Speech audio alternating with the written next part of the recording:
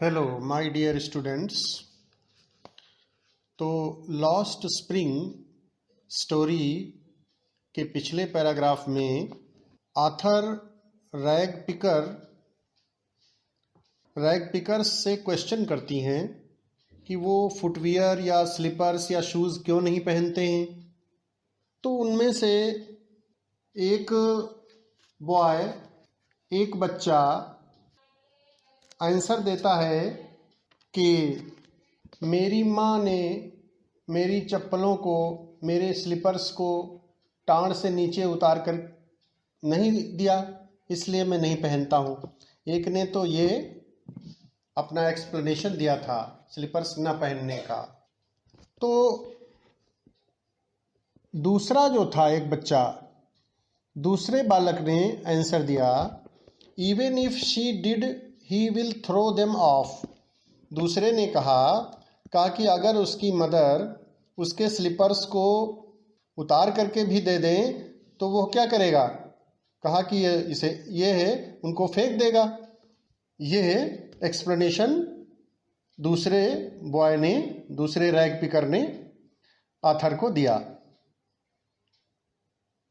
और जिस rag picker ने ये आंसर दिया आथर को, वो ऐसे शूज़ पहने हुए है, who is wearing shoes that do not match, जो बेमेल हैं, माने एक जैसे नहीं हैं। When I comment on it, he shuffles his feet and says nothing. Author कहती हैं कि जब मैं इस बात पर टिप्पणी करती हूँ, कमेंट करती हूँ, तो वह क्या करता है, he shuffles his feet, वह अपने पैरों को भूमि पर रगड़ता है, and says nothing, और बोलता कुछ नहीं है। इस तरीके से वो एक्टिविटी करता है। I want shoes, says a third boy who has never owned a pair all his life. तीसरा picker, third rag picker boy जो था, वो क्या कहता है, आई वॉन्ट शूज़, कहा मुझे शूज़ की ज़रूरत है, मैं शूज़ चाहता हूँ। और उसके पास ही has never owned a pair of all his life, और बेचारे ने अभी तक उसकी जितनी ज़िंदगी हो गई है उसमें उसने एक जोड़ी जूते भी नहीं पहन पाए हैं अपनी गरीबी के कारण। Travelling across the country I have seen children walking barefoot in cities on village roads. Author कहती हैं कि जब मैं देश में भ्रमण करती हूँ, ट्रैवलिंग अक्रॉस द कंट्री, तो उनको क्या मिला है, उन्होंने पाया है चिल्ड्रेन वॉकिंग बेयरफुट, नंगे पैर बच्चों को चलते हुए। माने ऐसे बच्चों को उन्होंने देखा है, ऐसे बच्चों से उन्होंने मुलाकात की है, इन सिटीज़ ऑन विलेज रोड्स, नगरों में और गांव की सड़कों पर, गांव की रोड्स पर, जो माने उनकी मुलाकात ऐसे बच्चों से हुई है जिनके पैरों में स्लीपर्स या शूज़ नहीं थे। वो कहती हैं कि मुझे ऐसे भी बच्चे मिलते हैं जिनके पैरों में जूते चप्पल भी नहीं होते हैं गरीबी के कारण। It is not lack of money but a tradition to stay barefoot is one explanation. एक स्पष्टीकरण ये मिलता है कि ये है, माने ये जो बेयरफुट रहते हैं, नंगे पैरों रहते हैं, बिना स्लीपर्स के, बिना जूतों के, इसका एक एक्सप्लेनेशन ये है कि ये ऐसा धन के अभाव के कारण नहीं है, बट ए ट्रेडिशन, बल्कि नंगे पांव चलने की उनकी एक ट्रेडिशन बन गई है, उनकी एक आदत बन गई है, उनकी एक परंपरा बन गई है। आई wonder if this is only an excuse. लेखिका कहती हैं कि मैं तो यही सोचती हूँ कि ये तो एक बहाना है, केवल बात बनाने का। I wonder if this is only an excuse मतलब बहाना, to explain away a perpetual state of poverty. Perpetual state of poverty मतलब निरंतर बनी रहने वाली गरीबी। पॉवर्टी मतलब गरीबी, और परपेचुअल मतलब निरंतर बने रहना। तो निरंतर बनी रहने वाली गरीबी को एक्सप्लेन करने का या बताने का एक प्रकार से एक ये बहाना है कि जो है इस तरीके से वे अपनी गरीबी को एक्सप्लेन करते हैं। I remember a story a man from Udupi once told me. लेखिका कहती हैं कि एक बार उडुपी एक स्थान है कर्नाटक में, तो वहाँ के एक व्यक्ति ने मुझे एक स्टोरी सुनाई थी, वो मुझे याद आती है। लेखिका कहती हैं कि वो स्टोरी उस मैन के द्वारा सुनाई गई जो स्टोरी है वो मुझे याद आती है। As a young boy he would go to school past an old temple. एक छोटे बालक के रूप में वह एक पुराने टेम्पल को, मंदिर को पार करके विद्यालय जाया करता था। Where his father was a priest, जहाँ उसके पिताजी एक पुजारी थे। प्रीस्ट मतलब पुजारी थे मंदिर में। He would stop briefly at the temple, वह मंदिर के पास थोड़े समय के लिए, ब्रीफली मतलब थोड़े समय के लिए रुक जाया करता था। And pray for a pair of shoes, और मंदिर में देवी देवता से यही प्रार्थना करता था कि एक जोड़ी जूते उसके हो जाएं, एक जोड़ी जूतों की व्यवस्था उसकी कर दे। वो ऐसी प्रभु से प्रार्थना किया करता था। 30 years later I visited his town. 30 वर्षों बाद, लेखिका कहती हैं कि 30 वर्षों के बाद मैंने उसके टाउन को विजिट किया, मैं उसके टाउन में मैं वहाँ गई। एंड द टेम्पल, और उस मंदिर को भी भ्रमण किया। Which was now drowned in an air of desolation, जो एक प्रकार से इस समय वो कैसा था, एन एयर ऑफ डिसोलेशन, बिल्कुल वीरान उजड़ा हुआ था। डिसोलेशन मतलब उजड़ा हुआ। In the backyard where lived the new priest, और पीछे की तरफ, बैकयार्ड मतलब पीछे की तरफ, जहाँ न्यू प्रीस्ट व नए पुजारी रहते थे, there were red and white plastic chairs, वहाँ रेड और वाइट कलर की प्लास्टिक चेयर्स पड़ी हुई थीं। A young boy dressed in a grey uniform, और एक यंग बॉय ग्रे यूनिफॉर्म पहने हुए था।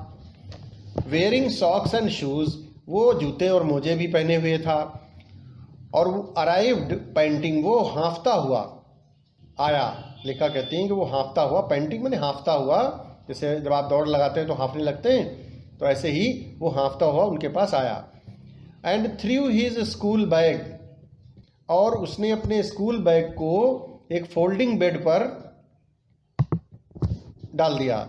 लुकिंग एट द बॉय, लड़के की ओर देखते हुए, आई रिमेंबर्ड द प्रेयर, लेखिका कहती हैं कि मुझे वो उस दूसरे लड़के की प्रेयर याद आ गई, जिस लड़के ने जो प्रेयर की थी वो प्रेयर याद आ गई। I remembered the prayer another boy had made to the goddess, देवी से जो प्रार्थना उस लड़के ने की थी वह लेखिका को याद आ गई।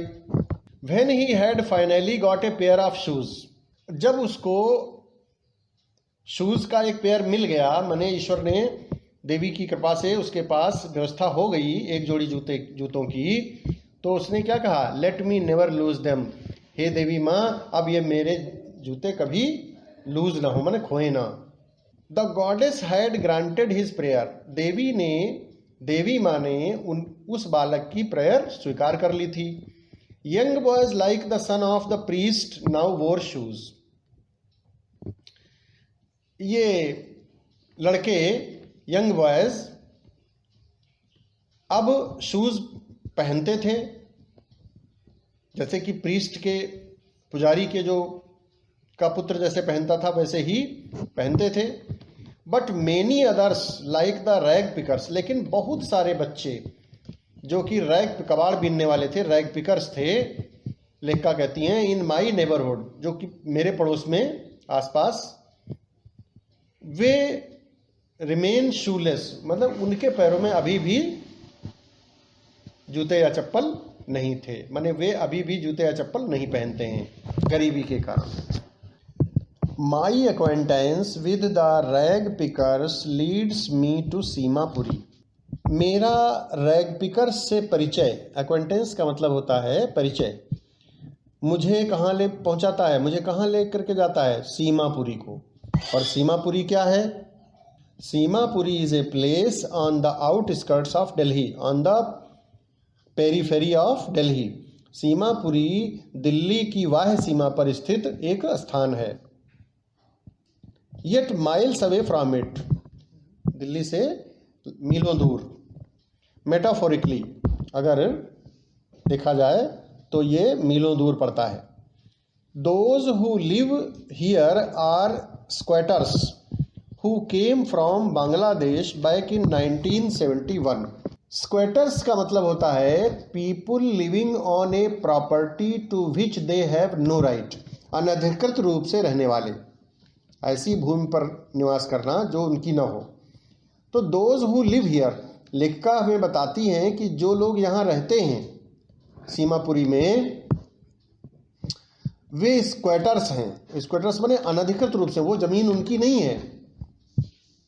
दे केम फ्रॉम बांग्लादेश, वे लोग बांग्लादेश से 1971 में आए थे। Saheb's family is among them, और साहेब के फैमिली, साहेब का परिवार जो है उनमें से एक है।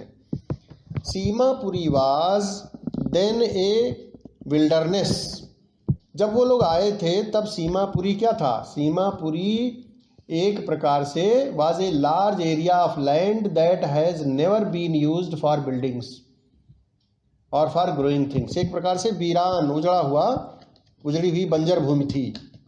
Seemapuri was then a wilderness, यह एक प्रकार का ऐसा स्थान था, ऐसी जगह थी जो बिल्कुल वीरान थी, कोई नहीं वहाँ रहता था। It still is but it is no longer empty, अभी भी ये है लेकिन अब ये इस पर अधिकतर लोग बस गए हैं। इन स्ट्रक्चर्स ऑफ मड, और उनके जो स्ट्रक्चर्स हैं माने जिनमें वो रहते हैं, वे काहे के बने हैं? विद रूफ्स ऑफ टिन, उनके ऊपर टिन की छत पड़ी है, और नहीं तो फिर क्या है? टारपोलिन ताने हुए हैं। टारपोलिन क्या होता है? Tarpaulin is a water proof cloth, जैसे तिरपाल होता है ना मोटे कपड़े का, प्लास्टिक कोटेड, तो ऐसे उन लोगों ने तान रखा है, ऐसे उनके स्ट्रक्चर्स हैं जिनमें रहते हैं। डिवाइड ऑफ सीवेज, और उनमें जो मल जल है, जो गंदा पानी होता है, उसके निकास की कोई अच्छी व्यवस्था नहीं है, ड्रेनेज नालीकरण नहीं है, ऐसे ही पानी भरा रहता है इधर उधर। जो रनिंग वाटर है उसके भी निकलने की कोई अच्छी व्यवस्था नहीं है। और लगभग 10,000 रैग पिकर्स रहते हैं यहाँ, लिव 10,000 रैग पिकर्स।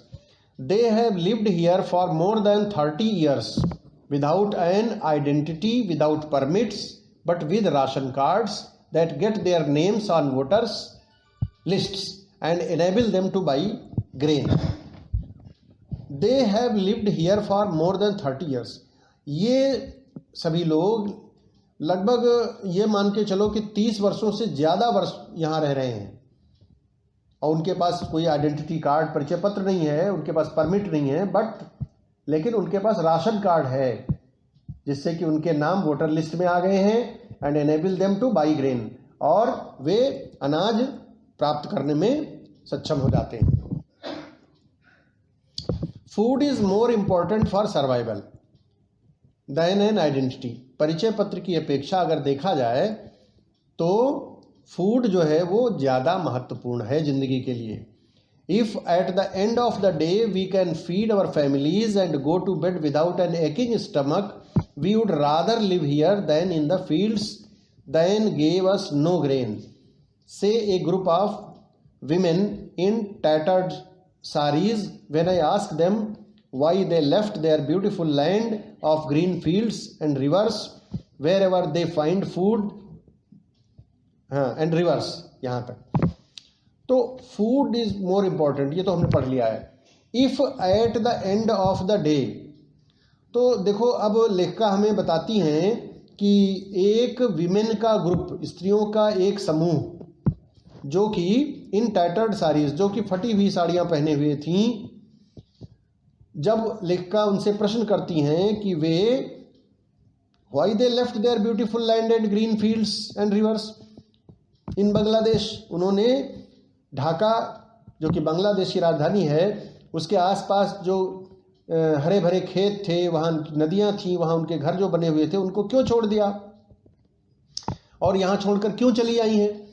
तो एक ग्रुप ने, विमेन के एक ग्रुप ने स्त्रियों के एक समूह ने उत्तर दिया, एक समूह उत्तर की स्त्रियां उत्तर देती हैं लेखिका को, if at the end of the day we can feed our families, अगर शाम को, at the end of the day मतलब शाम को अगर हम अपने परिवार को अच्छे से भोजन दे सकते हैं, and go to bed without an aching stomach, और बिना पेट दर्द के हम अपने आराम से बिस्तर पर सो सकते हैं, तो we would rather live here.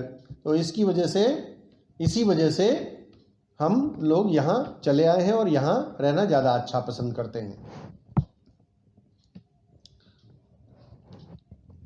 Wherever they find food, they pitch their tents.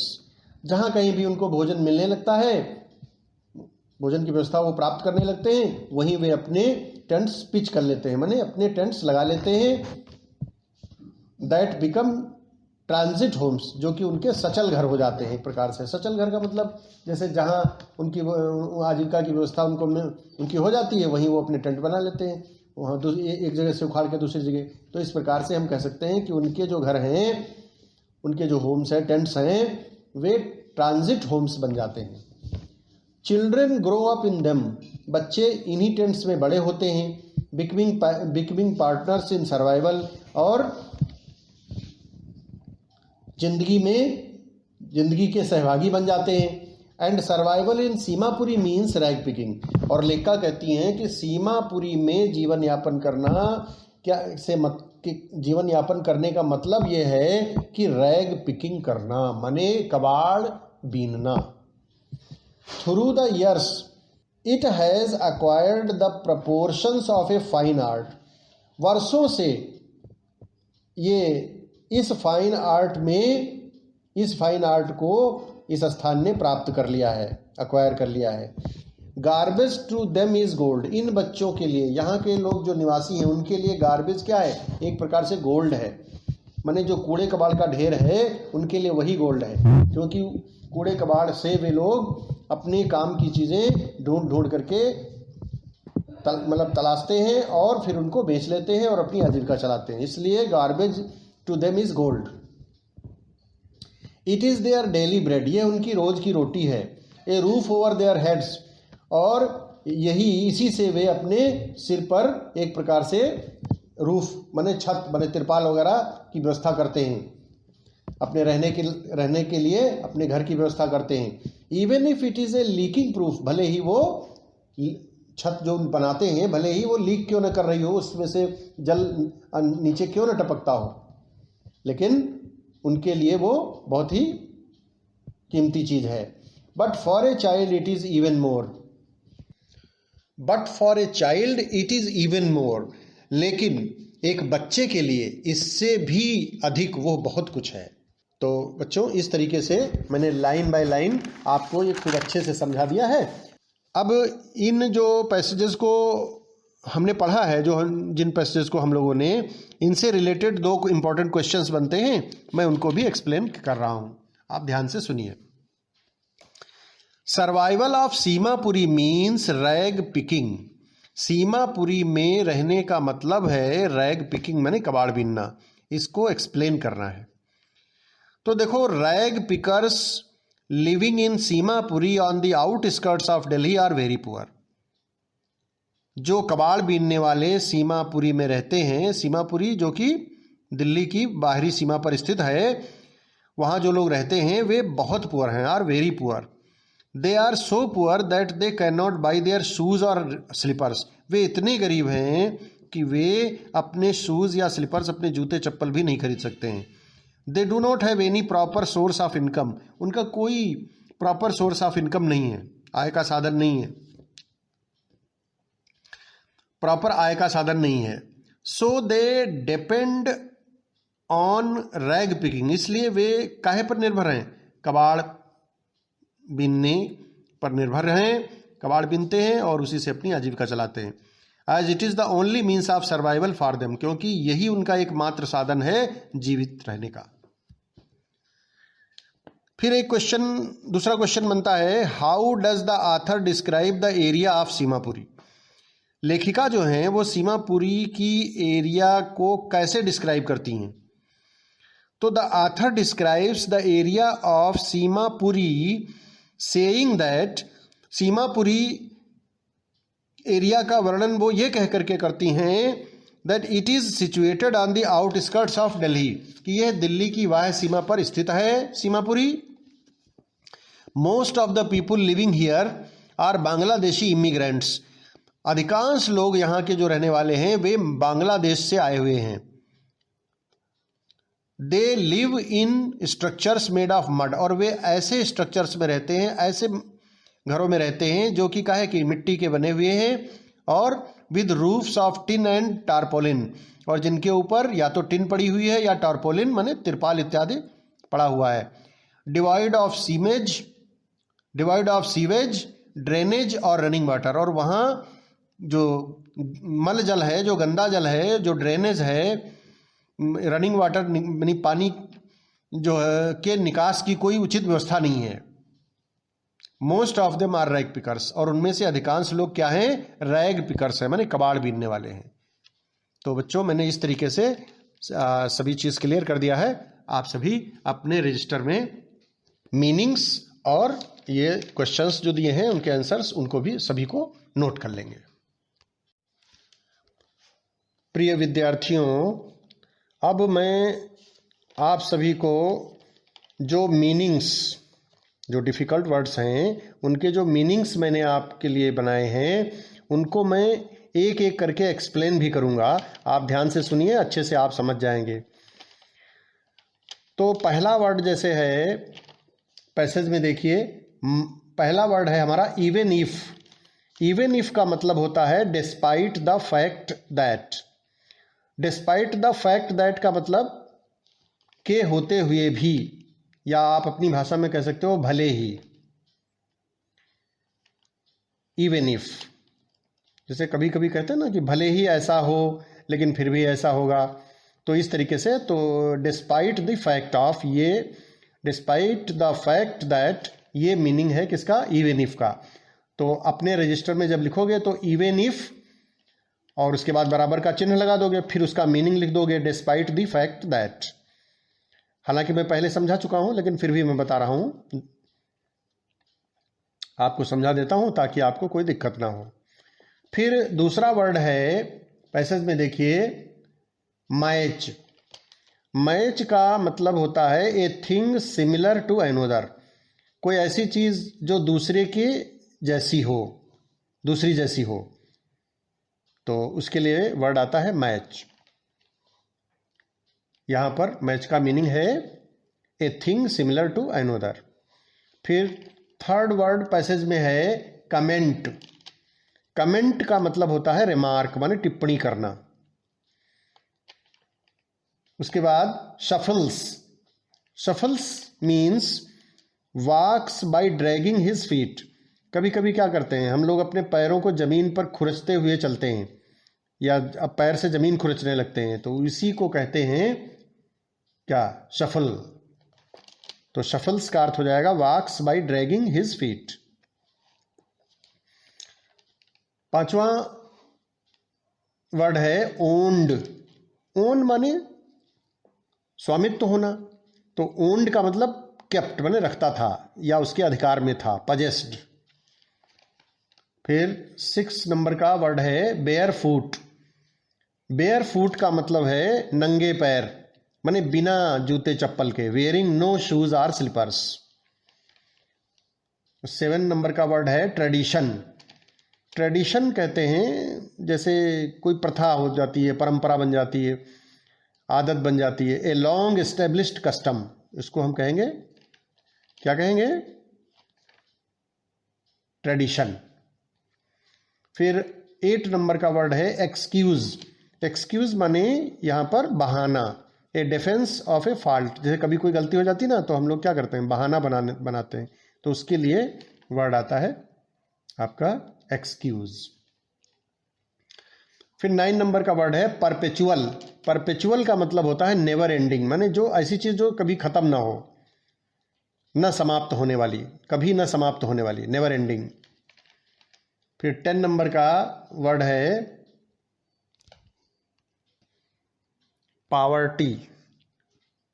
10 number का वर्ड है पावर्टी। पावर्टी मतलब गरीबी। A situation in which a person does not have enough money to pay for their basic needs. माने ऐसी स्थिति जब व्यक्ति के पास अपनी मूल आवश्यकताओं की पूर्ति के लिए भी धन न हो, तो हम क्या कहेंगे ऐसी अवस्था को? पावर्टी। फिर 11 नंबर का वर्ड है प्रीस्ट। प्रीस्ट कहते हैं पुजारी को।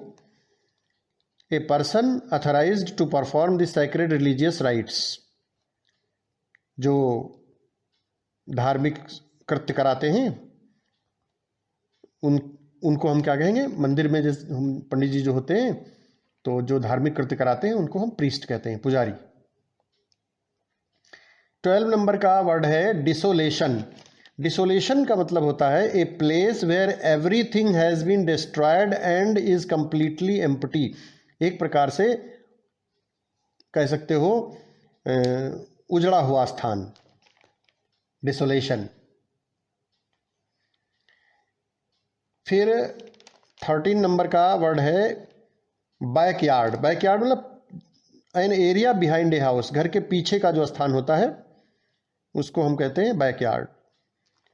और 14 नंबर का जो वर्ड है वो है पैंटिंग। पैंटिंग मतलब हाँफना। जैसे कभी जब हम लोग भागते हैं, दौड़ भाग करते हैं ज़्यादा, तो हम लोग हाँफने लगते हैं, तो उसके लिए पैंटिंग वर्ड चलता है, पैंटिंग, जिसको कि इंग्लिश में गैस्पिंग भी कहते हैं। फिर 15 नंबर का वर्ड है अक्वेंटेंस, माने परिचय, फेमिलियरिटी। और 16 नंबर का वर्ड है पेरीफेरी। पेरीफेरी का मतलब होता है आउटर लिमिट्स। आउटर लिमिट्स मतलब बाह्य सीमाएं, बाहरी सीमा। जैसे कोई बड़ा शहर होता है ना, तो उसकी जो आउटर लिमिट्स होती है ना, जो बाहरी सीमा होती है, उसको हम क्या कहेंगे? पेरीफेरी। ऐसे ही 18 नंबर का वर्ड है स्क्वैटर्स। स्क्वैटर्स का मतलब है people living on a property to which they have no right, माने अवैध भूमि पर, अवैध भूमि पर जो लोग रहते हैं, जो उनकी नहीं होती है, तो ऐसी भूमि पर जो उनकी ना हो जो व्यक्ति रहते हैं, उनको हम स्क्वैटर्स कहते हैं। फिर 19 नंबर का वर्ड है विल्डरनेस। विल्डरनेस मतलब बंजर भूमि आप कह सकते हैं। A large area of land that has never been used for buildings और फॉर ग्रोइंग थिंग्स। बंजर भूमि कह सकते हैं आप, जो खाली पड़ी रहती है, जिस पर न मकान हो न कोई रहता हो। फिर 20 नंबर का वर्ड है टारपोलिन। टारपोलिन क्या होता है? टारपोलिन एक प्रकार का हेवी ड्यूटी वाटरप्रूफ क्लॉथ होता है, प्लास्टिक कोटेड क्लॉथ। फिर 21 नंबर का जो वर्ड है डिवॉइड ऑफ। डिवॉइड ऑफ का मतलब है विदाउट। विदाउट का मतलब के बिना। फिर 22 नंबर का वर्ड है ड्रेनेज। ड्रेनेज क्या होता है? ड्रेनेज इज द सिस्टम और process by which water is drained from a place. माने जैसे जो पानी, किसी स्थान पे पानी जो गंदा जल होता है या जो रनिंग वाटर होता है, उसको बाहर निकालने का जो सिस्टम होता है, उसको हम ड्रेनेज कहते हैं। फिर 23 नंबर का वर्ड है सर्वाइवल। सर्वाइवल का मतलब है एक्सिस्टेंस, अस्तित्व।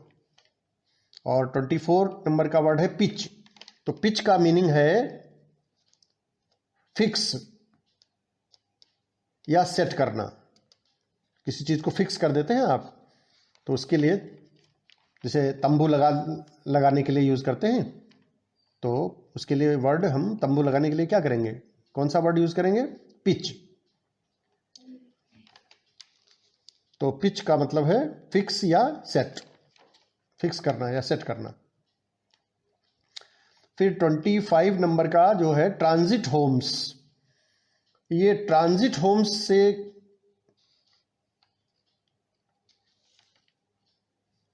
25 नंबर का जो है वो है ट्रांजिट होम्स। ट्रांजिट होम्स का मतलब है टेम्पोरेरी होम्स, माने ऐसे घर जो टेम्पोरेरी हों, सचल घर जिनको कह सकते हैं। जैसे जो लोग हमेशा घूमते फिरते रहते हैं, वो टेंट्स में जो रहते हैं, टेंट बना के रहते हैं, तो जहाँ उनको आजीविका का साधन मिल जाता है वहीं पर वो अपनी टेंट लगा देते हैं। तो ऐसे हाउसेस को हम क्या कहेंगे? ट्रांजिट होम्स, माने टेम्पोरेरी होम्स। तो बच्चों इस प्रकार से मैंने जो भी वर्ड्स आए हैं, जो पैराग्राफ्स पढ़ाए हैं, डिफ़िकल्ट वर्ड्स उनमें जो हैं, उनके मीनिंग्स मैंने एक एक करके आपको क्लियर कर दिए हैं। ये सभी मीनिंग्स आप सभी भैयाओं को अपने रजिस्टर में ठीक से लिख लेने हैं और याद भी करने हैं।